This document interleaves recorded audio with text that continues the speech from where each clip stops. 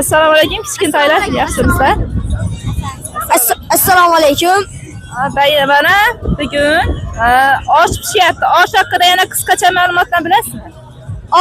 Xorazm osh festivali, palov festivalida bizlar xorazmlikda palov deb ataymiz oshni.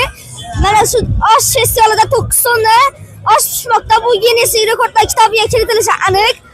Buning uchun mana bizning prezidentimizning tashabbuslari bilan prezidentimizlar Shavkat Mirziyoyev Namanushdek tashabbuslari bilan Ardaxiva majmuasi qurilmoqda. Mana bugun yangi yilda katta tantanalar, mana archalar bezatilgan va Xorazm osh festivali palovi pishmoqda. 9 sonna osh.